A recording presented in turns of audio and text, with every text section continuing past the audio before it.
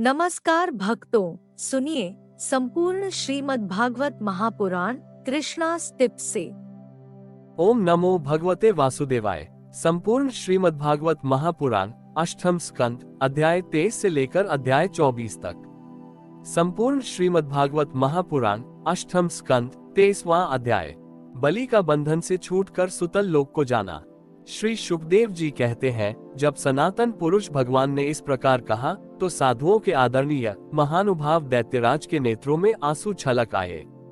प्रेम के उद्रेक से उनका गला भर आया। वे हाथ जोड़कर गदगद वाणी से भगवान से कहने लगे। बलि ने कहा, प्रभो, मैंने तो आपको पूरा प्रणाम भी नहीं किया, केवल प्रणाम करने मात्र की चेष्टा भर की। उसी से मुझे वो फल मिला जो आपके चरणों के शरणागत भक्तों को प्राप्त होता है, बड़े बड़े लोकपाल और देवताओं पर। आपने जो कृपा कभी नहीं की, वो मुझ जैसे नीच असुर को सहज ही प्राप्त हो गई। श्री सुखदेव जी कहते हैं, परीक्षित, यो कहते ही बलि वरुण के पाशों से मुक्त हो गए। तब उन्होंने भगवान ब्रह्मा जी और शंकर जी को प्रणाम किया और इसके बाद बड़ी प्रसन्नता से असुरों के साथ सुतल लोक की यात्रा की। इस प्रकार भगवान ने बलि से स्वर्ग का राज्य लेकर इंद्र को दे दिया, अदिति की कामना पूर्ण की और स्वयं उपेंद्र बनकर वे सारे जगत का शासन करने लगे। जब प्रहलाद ने देखा कि मेरे वंशधर पौत्र राजा बलि बंधन से छूट गए और उन्हें भगवान का कृपा प्रसाद प्राप्त हो गया, तो वे भक्ति भाव से भर गए। उस समय उन्होंने भगवान की इस प्रकार स्तुति की। प्रहलाद जी ने कहा, प्रभो, ये कृपा प्रसाद तो कभी ब्रह्मा जी, लक्ष्मी जी और शंकर जी को भी नहीं प्राप्त हुआ, तब दूसरों की तो बात ही क्या है। अहो, विश्ववंद्य ब्रह्मा आदि भी जिनके चरणों की वंदना करते रहते हैं, वही आप हम असुरों के दुर्गपाल किएदार हो गए। शरणागत वत्सल प्रभो ब्रह्मा आदि लोकपाल आपके चरण कमलों का मकरंद रस सेवन करने के कारण सृष्टि रचना की शक्ति आदि अनेक विभूतियां प्राप्त करते हैं। हम लोग तो जन्म से ही खल और कुमार गामी हैं। हम पर आपकी ऐसी अनुग्रहपूर्ण दृष्टि कैसे हो गई, जो आप हमारे द्वारपाल ही बन गए।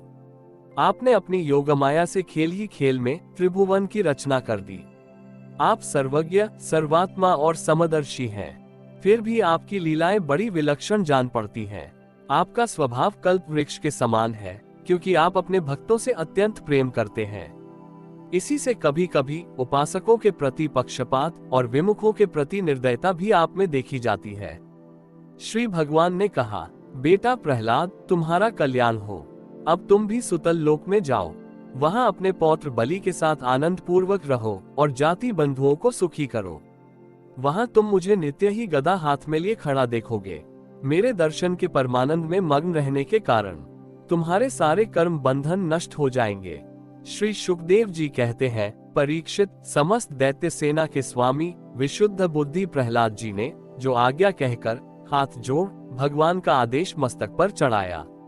फिर उन्होंने बलि के साथ आदि पुरुष भगवान की परिक्रमा की, उन्हें प्रणाम किया और उनसे अनुमति लेकर सुतल लोक की यात्रा की। परीक्षित, उस समय भगवान श्री हरि ने ब्रह्मादि ऋत्विजों की सभा में अपने पास ही बैठे हुए शुक्राचार्य जी से कहा, ब्रह्म, आपका शिष्य यज्ञ कर रहा था, उसमें जो त्रुटि रह गई है उसे आप पूर्ण कर दीजिए। क्योंकि कर्म करने में जो कुछ भूल चूक हो जाती है, वो ब्राह्मणों की कृपा दृष्टि से सुधर जाती है। शुक्राचार्य जी ने कहा, भगवान, जिसने अपना समस्त कर्म समर्पित करके सब प्रकार से यज्ञेश्वर यज्ञ पुरुष आपकी पूजा की है, उसके कर्म में कोई त्रुटि, कोई विषमता कैसे रह सकती है। क्योंकि मंत्रों की, अनुष्ठान पद्धति की, देश काल, पात्र और वस्तु की सारी भूलें आपके नाम संकीर्तन मात्र से सुधर जाती है। आपका नाम सारी त्रुटियों को पूर्ण कर देता है। तथापि अनंत, जब आप स्वयं कह रहे हैं, तब मैं आपकी आज्ञा का अवश्य पालन करूंगा। मनुष्य के लिए सबसे बड़ा कल्याण का साधन यही है कि वह आपकी आज्ञा का पालन करे। श्री सुखदेव जी कहते हैं, भगवान शुक्राचार्य ने भगवान श्री हरि की यह आज्ञा स्वीकार करके दूसरे ब्रह्मर्षियों के साथ बलि के यज्ञ में जो कमी रह गई थी उसे पूर्ण किया। परीक्षित, इस प्रकार वामन भगवान ने बलि से पृथ्वी की भिक्षा मांगकर अपने बड़े भाई इंद्र को स्वर्ग का राज्य दिया, जिसे उनके शत्रुओं ने छीन लिया था। इसके बाद प्रजापतियों के स्वामी ब्रह्मा जी ने देवर्षि, पितर, मनु, दक्ष, भृगु, अंगिरा, सनय कुमार और शंकर जी के साथ कश्यप एवं अदिति की प्रसन्नता के लिए तथा संपूर्ण प्राणियों के अभ्युदय के लिए समस्त लोक और लोकपालों के स्वामी के पद पर वामन भगवान का अभिषेक कर दिया। परीक्षित, वेद, समस्त देवता, धर्म, यश, लक्ष्मी, मंगल, व्रत, स्वर्ग और अपवर्ग सबके रक्षक के रूप में सबके परम कल्याण के लिए सर्वशक्तिमान वामन भगवान को उन्होंने उपेंद्र का पद दिया। उस समय सभी प्राणियों को अत्यंत आनंद हुआ। इसके बाद ब्रह्मा जी की अनुमति से लोकपालों के साथ देवराज इंद्र ने वामन भगवान को सबसे आगे विमान पर बैठाया और अपने साथ स्वर्ग लेवा ले गए। इंद्र को एक तो त्रिभुवन का राज्य मिल गया और दूसरे वामन भगवान के कर कमलों की छत्र छाया। सर्वश्रेष्ठ ऐश्वर्य लक्ष्मी उनकी सेवा करने लगी और वे निर्भय होकर आनंदोत्सव मनाने लगे। ब्रह्मा, शंकर, सनय कुमार, भृगु आदि मुनि, पितर, सारे भूत, सिद्ध और विमानारोही देवगण भगवान के इस परम अद्भुत एवं अत्यंत महान कर्म का गान करते हुए अपने अपने लोक को चले गए और सबने अदिति की भी बड़ी प्रशंसा की। परीक्षित, तुम्हें मैंने भगवान की यह सब लीला सुनाए, इससे सुनने वालों के सारे पाप छूट जाते हैं। भगवान की लीलाएं अनंत है, उनकी महिमा अपार है। जो मनुष्य उसका पार पाना चाहता है वो मानो पृथ्वी के परमाणुओं को गिन डालना चाहता है। भगवान के संबंध में मंत्र दृष्टा महर्षि वशिष्ठ ने वेदों में कहा है कि ऐसा पुरुष न कभी हुआ, न है और न होगा जो भगवान की महिमा का पार पा सके। देवताओं के आराध्य देव अद्भुत लीलाधारी वामन भगवान के अवतार चरित्र का जो श्रवण करता है उसे परमगति की प्राप्ति होती है। देव यज्ञ, पितृ यज्ञ और मनुष्य यज्ञ किसी भी कर्म का अनुष्ठान करते समय जहाँ जहाँ भगवान की इस लीला का कीर्तन होता है वो कर्म सफलता पूर्वक संपन्न हो जाता है। ये बड़े बड़े महात्माओं का अनुभव है। संपूर्ण श्रीमद्भागवत महापुराण अष्टम स्कंद 24वां अध्याय। भगवान के मत्स्यावतार की कथा। राजा परीक्षित ने पूछा, भगवान के कर्म बड़े अद्भुत हैं। उन्होंने एक बार अपनी योग माया से मत्स्यावतार धारण करके बड़ी सुंदर लीला की थी। मैं उनके उसी आदि अवतार की कथा सुनना चाहता हूँ। भगवान मत्स्य योनि एक तो यो ही लोक निंदित है, दूसरे तमोगुणी और असह्य परतंत्रता से युक्त भी है। सर्वशक्तिमान होने पर भी भगवान ने कर्म बंधन में बंधे हुए जीव की तरह यह मत्स्य का रूप क्यों धारण किया? भगवान महात्माओं के कीर्तनीय भगवान का चरित्र समस्त प्राणियों को सुख देने वाला है। आप कृपा करके उनकी वह सब लीला हमारे सामने पूर्ण रूप से वर्णन कीजिए। सूत जी कहते हैं, शौनकादि ऋषियों, जब राजा परीक्षित ने भगवान श्री शुकदेव जी से यह प्रश्न किया तब उन्होंने विष्णु भगवान का वह चरित्र जो उन्होंने मत्स्यावतार धारण करके किया था वर्णन किया। श्री शुकदेव जी कहते हैं, परीक्षित, यो तो भगवान सबके एकमात्र प्रभु हैं, फिर भी वे गौ, ब्राह्मण, देवता, साधु, वेद, धर्म और अर्थ की रक्षा के लिए शरीर धारण किया करते हैं। वे सर्वशक्तिमान प्रभु वायु की तरह नीचे ऊंचे, छोटे बड़े सभी प्राणियों में अंतर्यामी रूप से लीला करते रहते हैं, परंतु उन प्राणियों के बुद्धिगत गुणों से वे छोटे बड़े या ऊंचे नीचे नहीं हो जाते, क्योंकि वे वास्तव में समस्त प्राकृत गुणों से रहित निर्गुण हैं। परीक्षित, पिछले कल्प के अंत में ब्रह्मा जी के सो जाने के कारण ब्राह्मण नामक नैमित्तिक प्रलय हुआ था। उस समय भूरलोक आदि सारे लोक समुद्र में डूब गए थे। प्रलय काल आ जाने के कारण ब्रह्मा जी को नींद आ रही थी। वे सोना चाहते थे। उसी समय वेद उनके मुख से निकल पड़े और उनसे पास ही रहने वाले हयग्रीव नामक बलि दैत्य ने उन्हें योग बल से चुरा लिया। सर्वशक्तिमान भगवान श्रीहरि ने दानवराज हयग्रीव की यह चेष्टा जान ली, इसलिए उन्होंने मत्स्यावतार ग्रहण किया। परीक्षित, उस समय सत्यव्रत नाम के एक बड़े उदार एवं भगवत परायण राजर्षि केवल जल पीकर तपस्या कर रहे थे। वही सत्यव्रत वर्तमान महाकल्प में विवस्वान सूर्य के पुत्र श्राद्धदेव के नाम से विख्यात हुए और उन्हें भगवान ने वैवस्वत मनु बना दिया। एक दिन वे राजर्षि कृतमाला नदी में जल से तर्पण कर रहे थे। उसी समय उनकी अंजलि के जल में एक छोटी सी मछली आ गई। परीक्षित, द्रविड़ देश के राजा सत्यव्रत ने अपनी अंजलि में आई हुई मछली को जल के साथ ही फिर से नदी में डाल दिया। उस मछली ने बड़ी करुणा के साथ परम दयालु राजा सत्यव्रत से कहा, राजन, आप बड़े दीन दयालु हैं। आप जानते ही हैं कि जल में रहने वाले जंतु अपनी जाति वालों को भी खा डालते हैं। मैं उनके भय से अत्यंत व्याकुल हो रही हूँ। आप मुझे फिर इसी नदी के जल में क्यों छोड़ रहे हैं? राजा सत्यव्रत को इस बात का पता नहीं था कि स्वयं भगवान मुझ पर प्रसन्न होकर कृपा करने के लिए मछली के रूप में पधारे हैं। इसलिए उन्होंने उस मछली की रक्षा का मन ही मन संकल्प किया।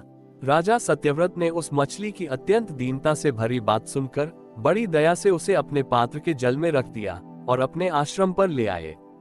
आश्रम पर लाने के बाद एक रात में ही वो मछली उस कमंडलू में इतनी बढ़ गई कि उसमें उसके लिए स्थान ही न रहा। उस समय मछली ने राजा से कहा, अब तो इस कमंडलू में मैं कष्ट पूर्वक भी नहीं रह सकती, अतः मेरे लिए कोई बड़ा सा स्थान नियत कर दे जहां मैं सुख पूर्वक रह सकूं। राजा सत्यव्रत ने मछली को कमंडलू से निकालकर एक बहुत बड़े पानी के मटके में रख दिया, परंतु वहां डालने पर वो मछली 2 ही घड़ी में 3 हाथ बढ़ गई। फिर उसने राजा सत्यव्रत से कहा, राजन, अब यह मटका भी मेरे लिए पर्याप्त नहीं है, इसमें मैं सुख पूर्वक नहीं रह सकती। मैं तुम्हारी शरण में हूँ, इसलिए मेरे रहने योग्य कोई बड़ा सा स्थान मुझे दो। परीक्षित, सत्यव्रत ने वहां से उस मछली को उठाकर एक सरोवर में डाल दिया, परंतु वो थोड़ी ही देर में इतनी बढ़ गई कि उसने एक महामत्स्य का आकार धारण कर उस सरोवर के जल को घेर लिया और कहा, राजन, मैं जलचर प्राणी हूँ। इस सरोवर का जल भी मेरे सुखपूर्वक रहने के लिए पर्याप्त नहीं है, इसलिए आप मेरी रक्षा कीजिए और मुझे किसी अगाध सरोवर में रख दीजिए। मत्स्य भगवान के इस प्रकार कहने पर वे एक एक करके उन्हें कई अटूट जल वाले सरोवरों में ले गए, परंतु जितना बड़ा सरोवर होता उतने ही बड़े वे बन जाते। अंत में उन्होंने उस लीला मत्स्य को समुद्र में छोड़ दिया। समुद्र में डालते समय मत्स्य भगवान ने सत्यव्रत से कहा, वीर, समुद्र में बड़े बड़े बलि, मगर आदि रहते हैं, वे मुझे खा जाएंगे, इसलिए आप मुझे समुद्र के जल में मत छोड़िए। मत्स्य भगवान की यह मधुर वाणी सुनकर राजा सत्यव्रत मोहमुग्ध हो गए। उन्होंने कहा, मत्स्य का रूप धारण करके मुझे मोहित करने वाले आप कौन हैं? आपने एक ही दिन में 400 कोस के विस्तार का सरोवर घेर लिया। आज तक ऐसी शक्ति रखने वाला जलचर जीव तो न मैंने कभी देखा था और न सुना ही था। अवश्य ही आप साक्षात सर्वशक्तिमान, सर्वांतर्यामी, अविनाशी श्री हरि हैं। जीवों पर अनुग्रह करने के लिए ही आपने जलचर का रूप धारण किया है। पुरुषोत्तम, आप जगत की उत्पत्ति, स्थिति और प्रलय के स्वामी हैं। आपको मैं नमस्कार करता हूँ। प्रभो, हम शरणागत भक्तों के लिए आप ही आत्मा और आश्रय हैं। यद्यपि आपके सभी लीलावतार प्राणियों के अभ्युदय के लिए ही होते हैं, तथापि मैं ये जानना चाहता हूँ कि आपने ये रूप किस उद्देश्य से ग्रहण किया है। कमल नयन प्रभो, जैसे देहादि अनात्म पदार्थों में अपनेपन का अभिमान करने वाले संसारी पुरुषों का आश्रय व्यर्थ होता है, उस प्रकार आपके चरणों की शरण तो व्यर्थ हो नहीं सकती, क्योंकि आप सबके अहेतुक प्रेमी, परम प्रियतम और आत्मा है। आपने इस समय जो रूप धारण करके हमें दर्शन दिया है, ये बड़ा ही अद्भुत है। श्री शुकदेव जी कहते हैं, परीक्षित, भगवान अपने अनन्य प्रेमी भक्तों पर अत्यंत प्रेम करते हैं। जब जगतपति मत्स्य भगवान ने अपने प्यारे भक्त राजर्षि सत्यव्रत की यह प्रार्थना सुनी, तो उनका प्रिय और हित करने के लिए, साथ ही कल्पांत के प्रलय कालीन समुद्र में विहार करने के लिए उनसे कहा। श्री भगवान ने कहा, सत्यव्रत, आज से 7वें दिन भूरलोक आदि तीनों लोक प्रलय के समुद्र में डूब जाएंगे।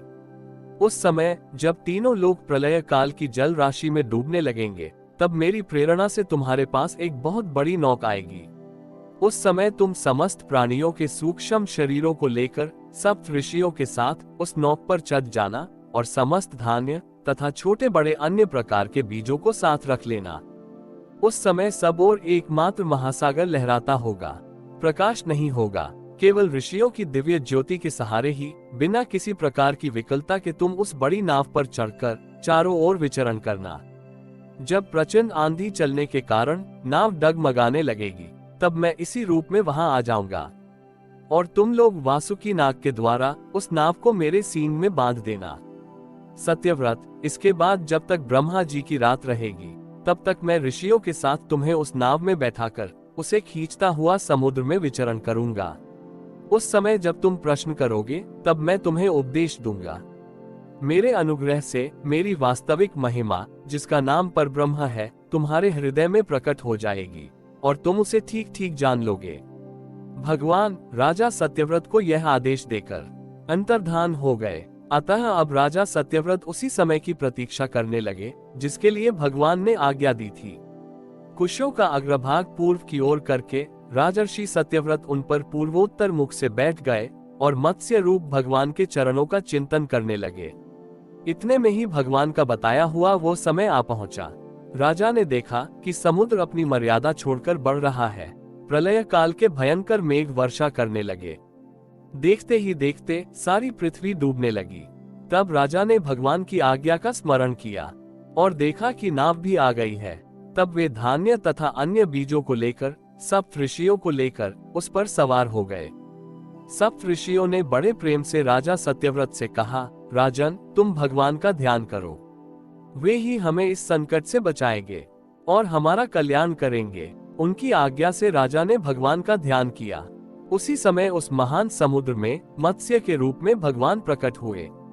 मत्स्य भगवान का शरीर सोने के समान देदीप्यमान था और शरीर का विस्तार था 4 लाख कोस। उनके शरीर में एक बड़ा भारी सींग भी था।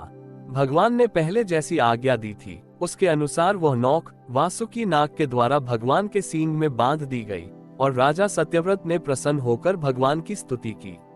राजा सत्यव्रत ने कहा, प्रभो, संसार के जीवों का आत्मज्ञान अनादि अविद्या से ढक गया है।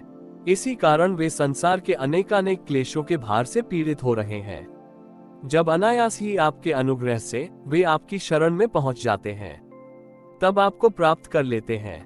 इसलिए हमें बंधन से छुड़ाकर वास्तविक मुक्ति देने वाले परम गुरु आप ही हैं। ये जीव अज्ञानी है, अपने ही कर्मों से बंधा हुआ है। वो सुख की इच्छा से दुखप्रद कर्मों का अनुष्ठान करता है। जिनकी सेवा से उसका यह अज्ञान नष्ट हो जाता है, वे ही मेरे परम गुरु आप मेरे हृदय की गांठ काट दें।